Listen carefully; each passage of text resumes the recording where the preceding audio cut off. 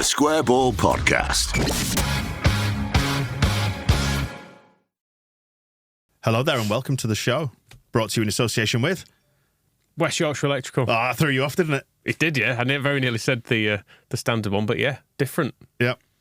Talk to me about West Yorkshire Electrical then, Michael. Oh, go on. The big three. The solar panels. Yeah. The battery storage and the home car charger port. What, electrical vehicle things. charging? That's the ones. For your home and business? Plug your car in. Yeah. Only if it's electric, though. Waste of time otherwise. Very well done. Well rescued. Fully accredited electrician for your home and business. Finance available for work on your home or your business. Covering Yorkshire and beyond. Anything else to add? Good services. Yeah? Yeah. What do they specialise in? Electrical work. Yep. Things with wires in. Renewable technologies. Electrical work. wyelectrical.co.uk for details. Search West Yorkshire Electrical on socials. It's remarkable that anybody chooses to sponsor these shows the way that you... It sticks, though, when it's so Anyone would mangled. think, anybody would think it was deliberate, wouldn't they? Dan and Michael here from the Square Ball with Jonny Cooper from Opta, Statsman. You joined us in the last international break. Thanks for coming along again. We're going to look at the season again in numbers, trends, players, what they've been up to. Should we start with overall trends then? And tell us what Leeds United are up to this season, now 11 games in. Yep. Just looking sort of since September, I wanted to kind of have a little cut-off point from... when the transfer window closed, and obviously there was a lot of issues around that, and players saying they were going to stay on deadline day and then driving off from Thorpe Arch and going down to Bournemouth and all that kind of stuff. So, Can we stop and call them Judas bastards? I thought rat was the more commonly used phrase. Judas rat bastards? Yeah, fine. Yeah. Well, they're getting relegated with Bournemouth anyway, aren't they? So yeah. It's fine. So since September, we are fourth for points won in the Championship. Obviously, we're fifth in the league, so you can kind of say, well, we're there or thereabouts. But we're only 4 behind Ipswich and 5 behind Leicester since September, so we're kind of keeping pace with those two. We'll come on to how unusual their good starts have been, because the last time I was on, I said nobody comes out of the traps in the Championship and starts really well. Made myself look like a bit of an idiot, but that's fine. Nothing new there. It was pointed out as well that we really did come out of the traps in 2019-20. I think we only drew one of the opening 5 games or something, didn't we? The rest we won. So I'm a fraud. That's fine. I think what we were getting at was that nobody wins 5 or 6 on the bounce. Yeah. But 10 of their first 11, no one ever does that. No one does that. Yeah, there was one team had won 5 out of 5 in the 20 seasons before, and then this season has been a total outlier with 2 teams, which, again, we'll come on to. But, so again, looking at Leeds since September, we're top for clean sheets, which, if you'd have said at the start of September Leeds will be going into this international break with 5 clean sheets, you would have sent that person to a loony bin probably because of what went before with 21 games in a row conceding, and only Leicester have conceded fewer goals since the start of September, and 3 of our 4 goals were in that Southampton first half when we obviously capitulated. So that doesn't count. Yeah, that doesn't count. Strike it from the record. Go into Opta's database and erase those goals. That was a really weird game. Just talking about games in general, it felt like we were playing in slow motion almost. We came out and it was like we were kind of shell shocked that we've kept 4 clean sheets in a row, and then 2 minutes in, somebody's just come and put a ball in our net. It was like they just froze completely and just couldn't play the normal game. That's what it looked like. Did you notice the trend that I spotted, which is I think we are unbeaten in the white kit, but we haven't won in either of the away kits yet? Do you know what? I saw that stat on Twitter. I didn't actually see that. I didn't know that myself. We haven't won in the away kit since Brentford, I think. That's correct. The stat, which in a non-white kit since then, yeah. Wow. Mad stat. I'm sure there's time to correct that record anyway. Fingers crossed. So we are second for shots attempted since September behind Ipswich, and we faced the fewest shots since September. So defensively, quite secure. Just on clean sheets as well, we've had as many since the start of September as we had between May 2022 and August 2023 combined, which was 5 in 7 games, and that's as many as we had in the previous 55 games. So wow. Quite surprising. It does go some way to explaining why they've replaced most of the defence and what the thinking was there, doesn't it? Mm. Yeah, it's a bit unnerving how little threat there is in some of our games now. Yep.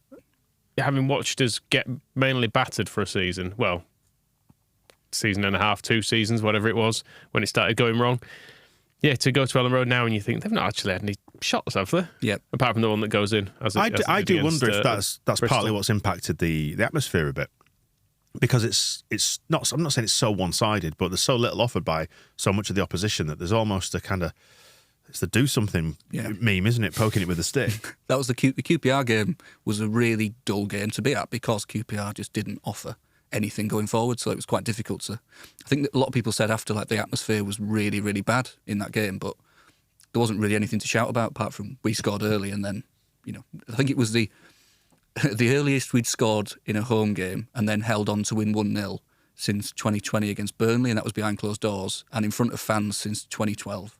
Wow. So we don't really score early and then just either not score again or not concede a goal. So it was off brand, basically, so everyone was confused. So everyone was confused. That explains it. Yeah. There you go. Science for you. Why are we just taking the lead and winning?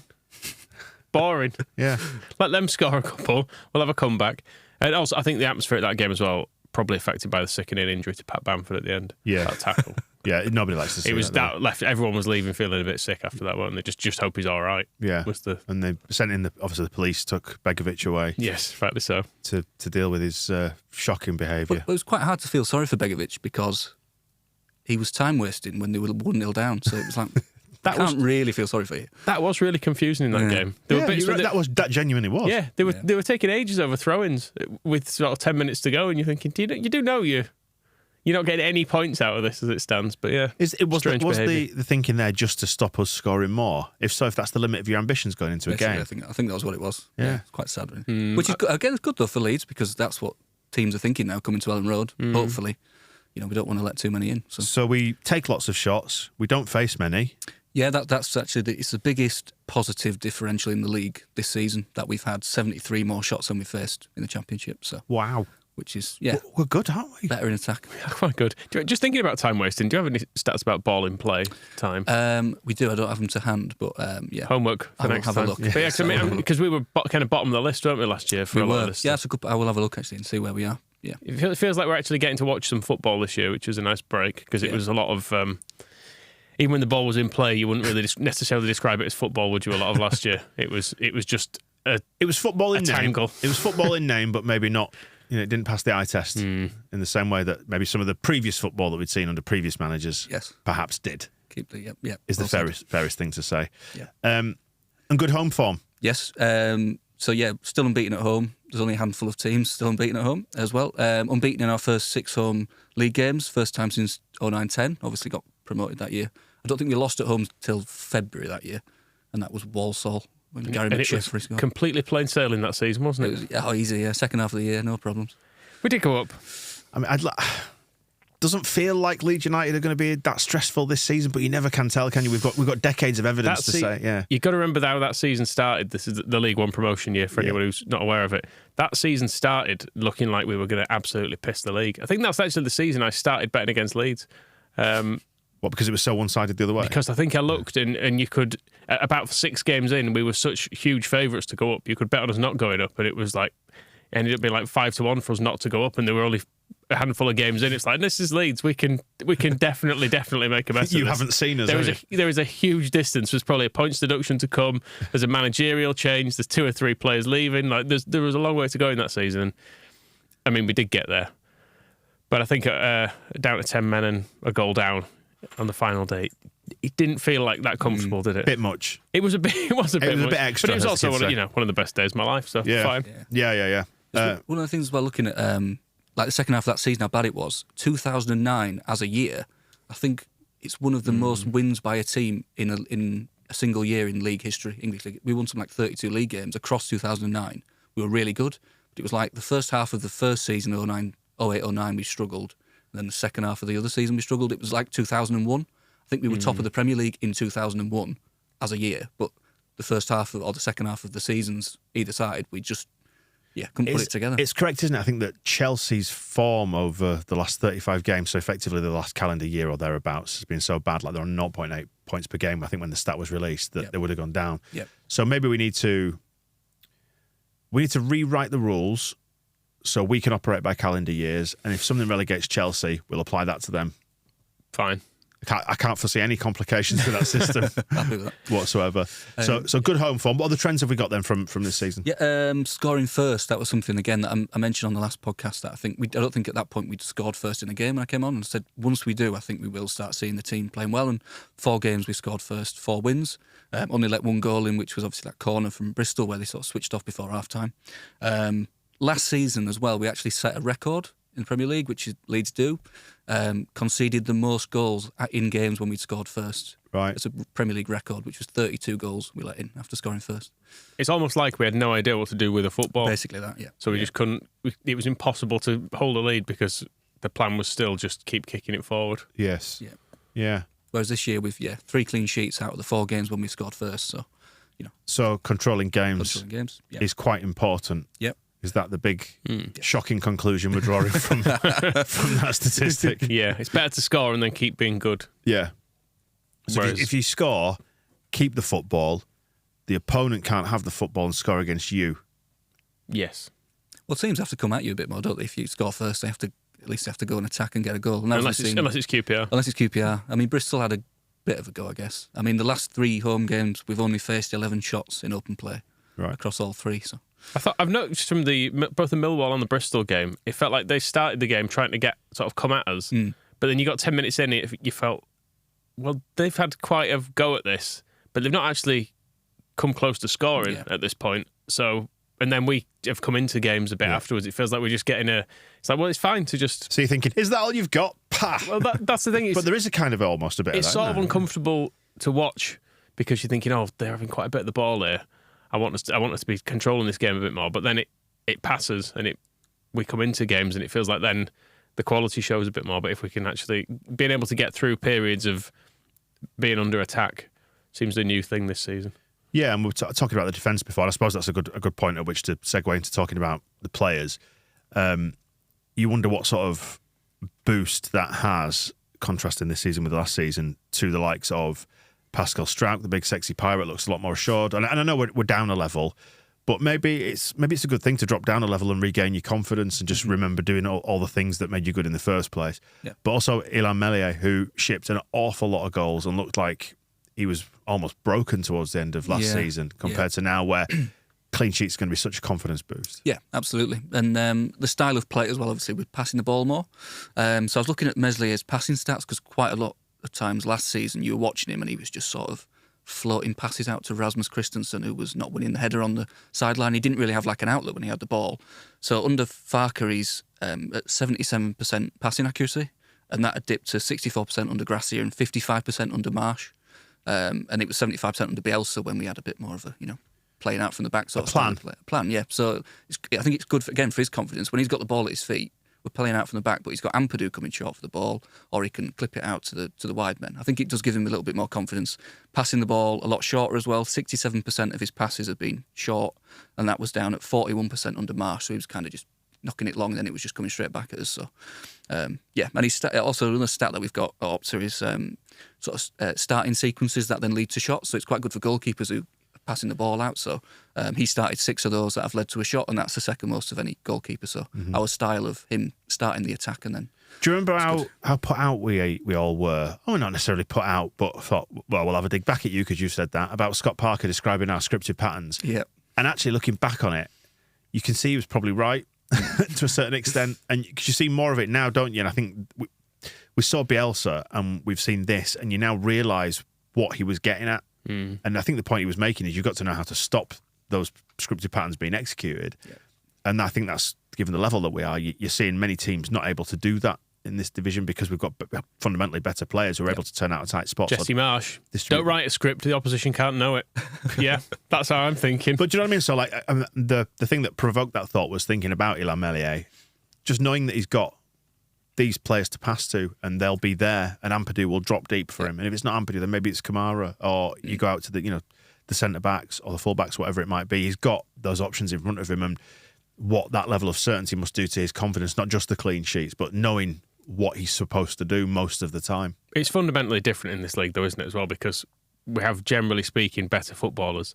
So the teams know if they press, we can likely pass around them And if they've all pressed and we're passing around them, there's going to be big gaps behind. It's what Man City do, isn't it? The press has got to work, hasn't it? If you're going to do it. I like it in one of the recent shows to like being like Man City, and I didn't mean it in the sense that we are as good as Man City, but if you look at the quality like difference between us and the opposition, there must be a degree of that. I think you're right. Yeah. Completely. So. Let's just stick at this level with good players. It's so much more fun. It is more fun. That's what Moscow said before, wasn't it? Like win it every year and never go up. Yeah, you got to. But trouser the money And keep the players. Say they can't leave. Make it more like sort of 1950s-ish. Keeping them prisoners. Where you just say they've got an offer of a better move, but you're just like, nah, stay here. Yeah. I wonder if the crowd will ever sort of come round to the passing out from the back fully. Because you do always hear that, what are we doing with the ball? I think we're getting there a little bit. Yeah. I think now people see what Farke's trying to achieve with his football and his patterns of play out from the back. Yeah. And also just controlling the game and sometimes slowing it down and just having possession of it, giving everybody a chance to recover, pass it around the back, and then just wait for your opportunity. I think seeing that there is control of it and that that there's a plan at the end of it makes a difference. I feel like there was a crossover period where probably, truthfully, the end of Bielsa when things weren't going as well, and then carrying on through other managers where we were still used to playing out from the back, but there was no actual plan for playing out from the back. So it was just loads of pissing around and then eventually twatting it long anyway. And you sort of thought, well, you've just created loads of risk in the first phase of that, and then because you've run out of ideas, you've just gone, fine, just fucking knock it to Brendan Arrington's head. Brilliant. Whereas now, how many times do you see like the deep line midfielder drop in, pick the ball up, and you see the fullback go up the line and they do that triangle? Well, Kamara was it? Which was the goal? Was it the first Bristol goal? Or was it the QPR game? I can't remember. Where he came to get it and he just dropped his shoulder. Yeah. That was brilliant. That's I loved that. It was confidence. just such a simple thing and just that situational awareness where he just took about 3 players out in one go. Yeah. Ampadu, Kamara and Gray actually all seem perfectly happy of receiving the ball and turning and moving with it as well, whereas it felt like last year you were looking probably for Rocker to do that. Adams is more of a destroyer, so you could kind of accept him just playing the way he was facing and stuff, but like Rocker was the person you thought, no, you're like meant to be controlling this midfield in the way Ampadu does now. Like, I take some responsibility, take the ball, turn, run with it, look for a pass, and it feels like all the central midfielders we now have are actually doing that. Yeah. Definitely. In terms of building from the back, then we spoke about the defence and the change in the defence, and like I say, it has to like be one of the big factors in the improved form, doesn't it? It's putting like Rodon in. We've got Byram in at full back. Jed Spence's due to come in. So what have we seen from the new guys that have come in? Yeah, well, looking at Rodon, obviously Rodon's been a really successful signing so far. Although just a slightly ironic point before we start praising him, he's the only player in the Championship this season to have scored an own goal and got a red card. Right. So get him out. Yeah. We've still got Liam Cooper on the books, so he's still there. Yeah. This time, yeah. But I was looking at like the stat. Obviously, Cooper played ahead of him at Southampton, and everyone was like, "Why have we not put Rodon back in?" But I can kind of accept it that we kept a clean sheet with Cooper, so that's fair enough. But we've conceded 5 goals with Rodon on the pitch, which is one every 135 minutes, and then without him on the pitch, we've let one in every 72 minutes. So quite a big difference. Obviously, part of that was him getting sent off against Hull. We didn't concede in that game, to be fair, but that obviously affects it a little bit. 5 games in a row without letting a goal in an open play with Rodon on the pitch. Right. And he's second for aerial duels won per 90 minutes in the Championship, behind a guy called Jordan Storey, who plays for Preston. Now, I don't know if you two feel the same, but I look at Championship players now and I don't recognise many of them. I keep thinking, where's Greg Halford? Like, why is he not top of this list? Absolutely. I've said it a few times on recent shows. I don't know who most of the division is, and I feel like an arrogant Premier League prick when I have the thought, but I go, oh, that's Naki Wells. I recognise you. Rest of you. Yeah. I do feel bad. Lads. I do feel bad, but I really don't know a lot of these players. It's bad. But when we got out of the Championship and we were in the Premier League, you completely divorce yourself from it, and like you look down your nose at it, don't you? But whereas obviously we've ended up back there, tail between our legs. We're back in. Although now we can look at Chelsea in the Premier League and have that same feeling. Yeah, very true. Going. Yeah. No idea. Yeah. These are all Football Manager regions. And you go, you spent £50 million on him. Wow, never heard of him. So yeah, about Byram. Byram, yeah. Well, there's a few stats about Byram. So he was at. I mean, I'm 30 next year, and I feel old about this, but he was our oldest player in our starting lineup against Bristol City at the age of 30. So he was our youngest player 46 times when he was here the first time, and he's now been the oldest player. So he's gone full circle. Oh, First player since Gary Kelly to do that. So. Circle of life, isn't it? Yeah. 8th player to score as a teenager in his 20s and after turning 30 for Leeds when he scored against Watford. First since Frank Gray, and Archie Gray played in that game as well. So quite nice. There's always a grey stat somewhere. And hopefully there will be for decades to come. I hope so, yeah. And he's doing great, isn't he? I'm sure he must be a bit of a stats dream for you in the sense that there's the family legacy there and he's so young as well. Yeah, of course, yeah. And even Byron coming back from a long spell away, it's good to, you can look at the players he used to play alongside to now. I think we spoke on the last one, he played alongside Andy Gray and now Archie Gray as well and all that kind of... Lads and dads, jumpers for goalposts, oranges at half-time, isn't it, eh? Marvellous. And second biggest gap between goals as well for Leeds. Willis Edwards was the only one, who was our first player to play for England, playing for Leeds, in the 1920s. And he ended his life working in a jam factory. That's something that I remember reading in one of those old Leeds books years ago, and it's always stayed in my head. Yeah, it's that pub landlord, wasn't it? Was the traditional pub landlord or jam factory route afterwards. But that's such a great job to finish your career on. You get a sense that most of these lot won't finish working in. No, I don't think so. I don't think Sam Byram's going to end up in. But he could do if he does. He's happy. It's fine. So what else have you got for Archie Gray wise? Then any good numbers for us? Youngest player to appear in our first 10 games of a league season since John Charles. Oh, actually, youngest ever, and John Charles was the previous youngest. So. Oh, wow. Some good names. And only the fourth player this century to start 10 or more games in a season for Leeds before turning 18. Can you name the other three? This century before turning 18. Lewis Cook. Fab Delph? Not Fab Delph. He was a bit older than that. Two did it in the same season, 04-05. Milner? No, he'd gone by then. There was another one who was... Aaron Lennon. Yep. Simon Walton, yeah. So right. Two of those three went on to play for England. And then Simon Walton, I played against at five-a-side a few years ago. he told me I played a good pass at one point. I put it forward. He just went, good knock. And I just felt brilliant. I've arrived. Really good. Yeah, it was really good. It was nice of him to say. Did he absolutely clatter anyone? That's the main thing I remember him doing as a player. I think he did. To be fair, he was good though. You could tell he'd played. Yeah, that Archie Gray lad's all right, isn't he? I think he'll do all right. Absolutely, I reckon. He's such. You've got such an eye for a player, you have. Honestly, mate, I don't know how you pick him out. One to keep an eye on as well. Don't know if you know, he's got a younger brother. Kid called Harry Gray. Yeah. Mark my words, in years to come, there's a chance. Talking football dynasties, there's a guy at Man City called Haaland. Right. His dad played for Leeds. If you know it, he looks pretty. What was his dad's name? Promising. I have Alfred, I think. Yeah, right. Okay. Yeah, but I'll keep an eye on him. I will do. Yeah. I'll just write that down. So anyway, just on the as well about the, sort of the phasing out of the old guard. So we saw like Archie Gray started at right back against Bristol. Again, Bristol. I keep saying Bristol City because there's two Bristol. So obviously Farker's chosen him over Elland. So Cooper and Elland both on the bench for only the sixth time ever. The only other time in the Championship was against Derby at the end of the season. We went up, everybody was drunk, so that was fair enough. But it was the first time we'd had two players who'd both made 250 appearances for us on the bench for 19 years. And that was Radaby and Hart against Leicester, 2004. It just got to show you, doesn't it, that in the fallow years since we got relegated, then that there's never ever really been strength in depth. No. Yeah, I mean, the bench now, there are actually good options in more or less every position. Yeah. Which is often you've looked at the bench and you've gone... Write this down. SQUAD. Squad. It's a word you'll need, is that, yeah. Okay. It's like the thing we've done with midfielders this year, isn't it? When we've got more than two. Yeah. It's good. I like it. More of the same, yeah. And we've still got Dallas to hopefully to come back. So. Yeah. I think that'll be a big healing moment, I think, for everybody, won't it? Yeah. Like, not obviously not more so than him, like in the very literal sense, but just for all the fans to see him come back, and because he's part of that same band of players. When he does come back, Dallas must have he'll have some good stats gaps between games, presumably. I know Forshaw must have. I'm sure he'll be delighted. Must have some, it was worth it.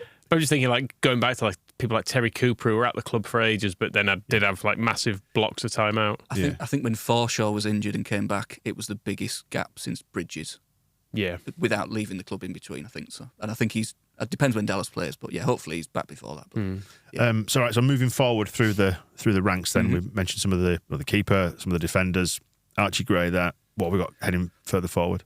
We've got obviously Joel Pirro, who's been doing really well. That was obviously a big talking point as well with Farker not playing him up front and playing him behind Ruta, and he did that obviously 13-minute speech in the press conference about it, and you've got to accept that, and then next game scores the winner, so from outside the box as well. So, which was vindication, I guess. So he was the quickest player to 5 league goals since David Sommer in 2010.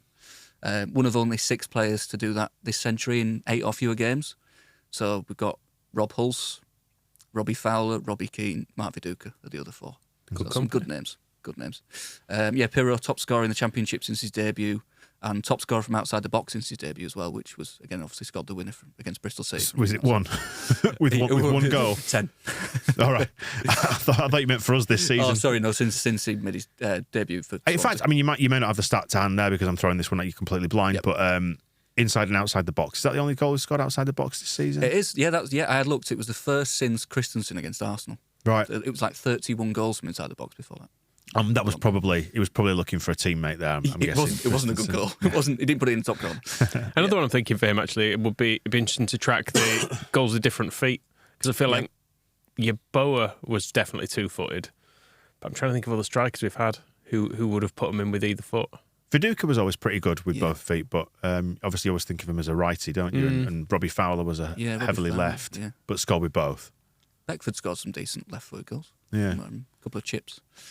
He's also our leading league scorer in 2023, even though he only made his debut 2 months ago. That says a lot, doesn't it, about the way things went towards the back end of last season? Yeah. Wow. I think the other one I put on Twitter was the 3 goals in his first 2 away league appearances, the first since Michael Bridges, and then played alongside Pascal Struijk, who was born on the same day as Bridges scored that. Did Bridges picked up on that fact, didn't he? I think he retweeted it, yeah, I liked it, yeah. Yeah, he did like that. I think I had, last time I came on, I actually had, this is a terrible thing to admit actually, but a list of players who were born on days when we'd done something good, like had a good game. So Meslier was born on the day we drew 0-0 with Roma in the UEFA Cup, right, when Nigel Martin had a great game, so it was a good day for goalkeepers. Yeah, the football There you gods. Maybe they do look down on us favourably sometimes, I don't know. Fellow Dutchman then, Crescencio Somerville. Yep. Well, Somerville and Ruta have been linking up well. I think it was Somerville who put that ball in when Ruta put the ball over the bar for the chance the other day, was it? Yep. But they've created 14 chances for each other in the Championship, which is the most of any duo, despite only playing 540 minutes alongside each other. So the most they could have done was 990 this season. And that's one every 39 minutes on average. So they are linking up. That's well. good. So basically 3 per game if you play every game. Wow. Yeah, which is good. So, On that chance that Ruta missed, I think, was that 0.8 XG? Yeah, I thought you might ask me that actually. How do you get higher as an XG? Does it have to be like... Yeah. Because, I mean, it was a tap in from I don't know, 2 foot away, something like that. It was closer to 6 yards out. Was that. it? Yeah, I suppose it was sort of like the angle as well. Maybe he was putting it in. I mean, yeah, we'd have to have a look into the. Just trying to think of any bigger chances missed, because it's... Well, that basically means 4 out of 5 times historically that chance gets put away. So it's... I think it's higher. Well... Do you want a job? Do you want a job? Tell the stats, man. Not having it. I'm not having it. That's got to be higher. Yeah, I mean, I think from an emotional point of view, it is, isn't it? You go, well, that's got to go in. You've not put it in, but it was put across to him pretty quickly, and the fact that he managed to miss it, and the XG is 1 in 5 chance of missing it, happens, doesn't it? I mean, you or I would miss it 1 in 5, definitely. But, he's good.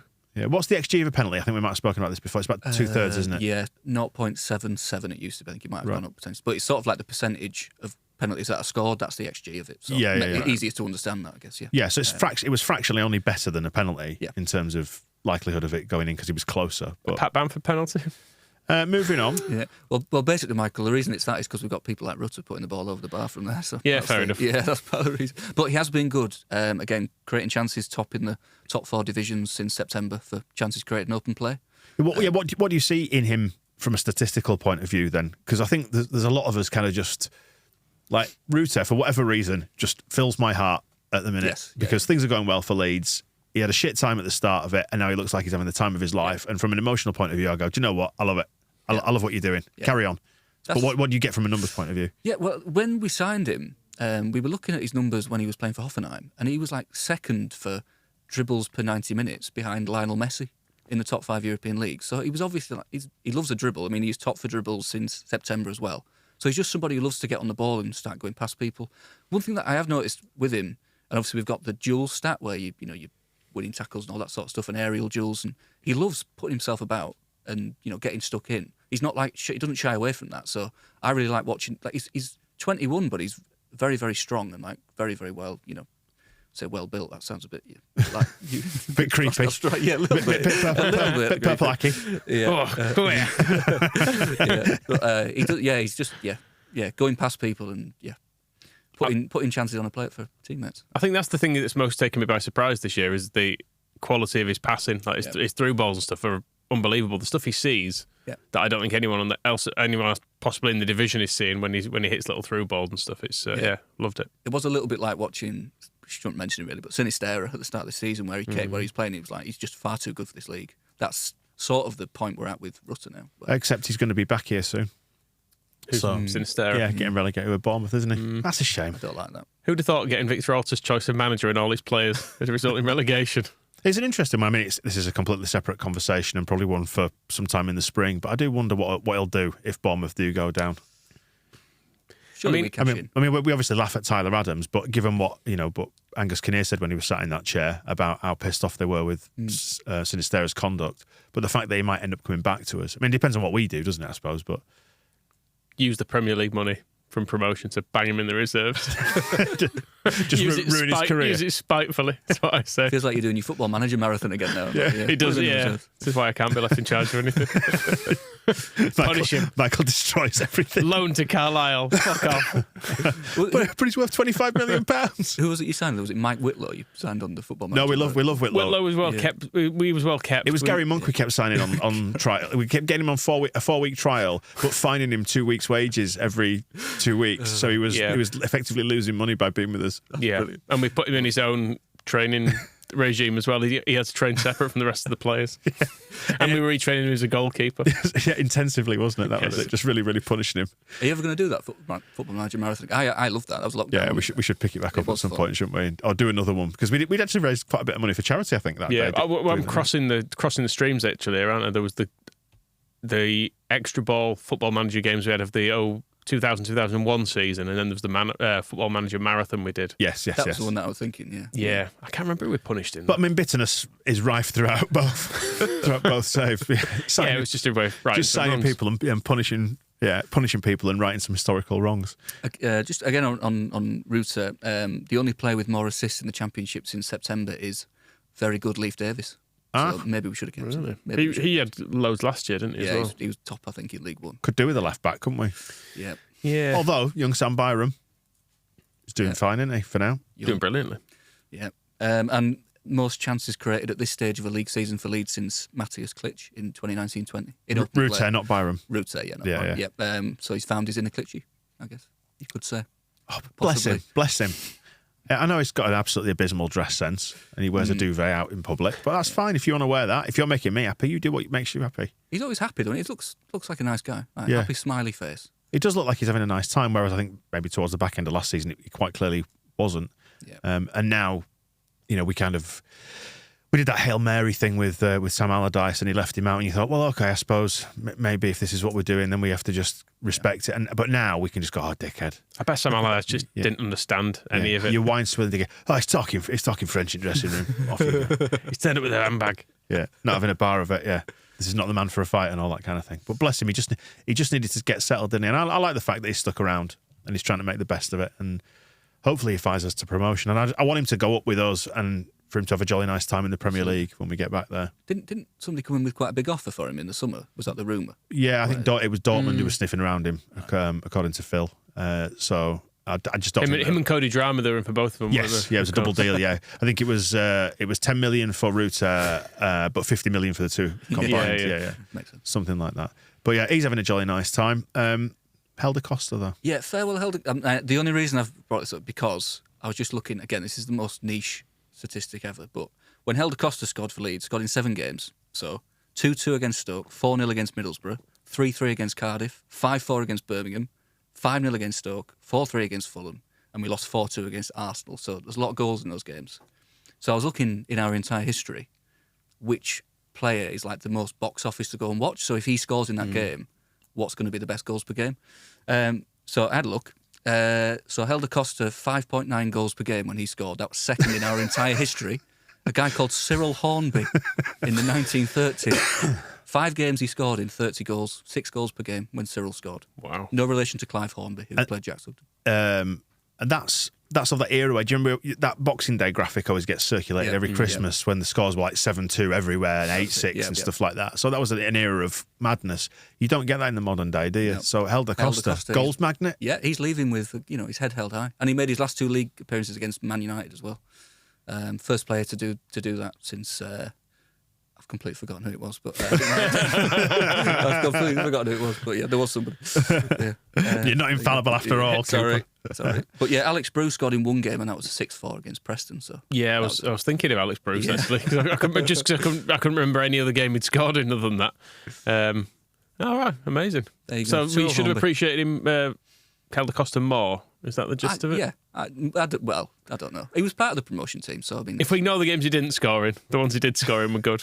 Well, given how mad football finance has gone, and see the size of the transfer fees, and idiots at the big six clubs just chucking 40 and 50 million quid around for any player. Costa doesn't look like bad value, does he? As a squad member who helped to get us promoted last time, and I know we chucked it on the bin and set fire to it afterwards, but he was probably all right, wasn't it? We overpaid for him a bit, but fine. Played quite a lot in the first season when we finished 9th as well. He started quite a lot of games that year, so yeah, it's worth it. But yeah, there you go. Cyril Hornby. Just wanted to get that in. Really. Cyril Hornby, there you go. Thanks for coming in, Johnny. It's always a pleasure. Should we do it again next international break? Is there another one before Christmas? There's non-stop in the early part of the season. There's like one a month. But, if we do it then, and then which is annoying apart from getting to speak to Johnny. And then when we're in the top 2 in the promotion spots, you can tell us how well it's going then. Absolutely. Hopefully. Fingers crossed. All right, we'll catch you next time. Cheers, Johnny. Nice one. Thanks very much, guys. The Square Ball Podcast.